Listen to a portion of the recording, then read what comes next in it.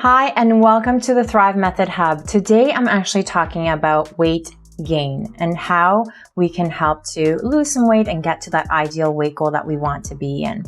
If you don't know me by now, my name is Becky. I'm a naturopathic doctor, a cancer thriver of over 20 years, a cancer coach, a mom of 3 girls, and I wanted to give you some tips today on how we can get to that healthy weight goal, because a lot of times we're not told that weight gain is actually a possibility, whether it's during treatment or after treatment. And a lot of us are kind of blindsided by the fact that this may be an issue that we have to tackle after treatments as well. Because oftentimes the conversation is more around weight loss and trying to manage that, prevent that. But what happens again is that we are affected by things like menopause, medications, sleep issues, stress, depression, anxiety, hormone imbalances, and diet changes during treatment and after treatment that cause us to gain more weight than we'd like to gain. And there are so many ways that we can look at to help decrease some of that weight gain in a natural way. Some of the myths that we have that I know a lot of people talk about and think, if only we just lower those calories and lower the amount of food that we're taking, then we can probably lose weight. And so we do things that are really restrictive in terms of calorie intake. What ends up happening to most people is that we restrict calories so much that our bodies think we're in famine mode.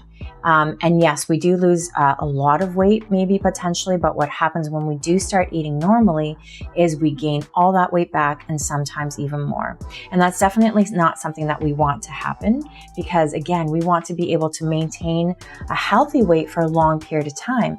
The other myth around it is too that if we just work out a lot, we work out tons, we again, reduce those calories even more, that we can then lose the weight that we want to.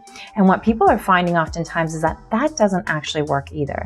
Because oftentimes what happens is we work out so much that our body again sees this as more stress. It causes more hormone imbalance, and we're not actually losing much weight as much as we'd like to, or as much as we think we should be losing.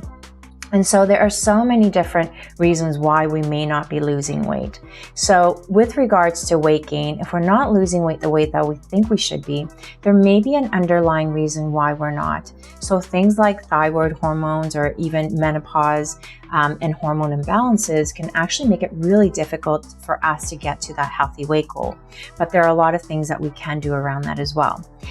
Being stressed out again can increase our likelihood to maybe eat and have snacks, especially at nighttime, and binge on the wrong types of foods. But also because of that stress, our hormones can be impacted. And even though we may be doing the right things, we may not be losing that weight as well. So stress management tactics and strategies are so critical for that particular reason.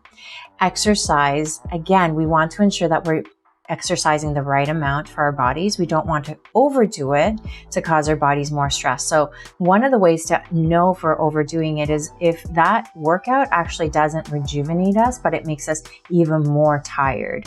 It makes us, not be able to get out of bed very easily. We're slumping throughout the day. What the right amount of exercise should do for us is actually give us a little bit more of that boost of energy. And so if you're feeling more tired, this may be one of the reasons why that we have to minimize some of that workout. The other thing with workouts are actually that not only do we want to minimize it, but we want to ensure that we're doing it at the right time. So oftentimes exercising before we've even had anything to eat and in the early morning hours is really a great time, because it allows our body to burn the fat instead of burning anything else. And also it allows for our metabolism to get that kickstart that it needs during the morning. It's such a great time too. And I love doing my morning runs. I love doing walks in the mornings. It's a lot quieter too. And it helps you have that sort of meditation time or de-stressing time as well. Around exercise too, we want to ensure that we have more lean muscle. That lean muscle really helps us to, again, lose more weight. And so doing some weights as well as doing some aerobic exercises can definitely help. We don't have to do a ton of weights in order to get that lean muscle. Really, it could be just isometrics. Doing just a little bit tiny amount of weight can get you to where you want to be in terms of gaining some more of that lean muscle mass as well. We also want to ensure that we include lots of nutrient dense foods.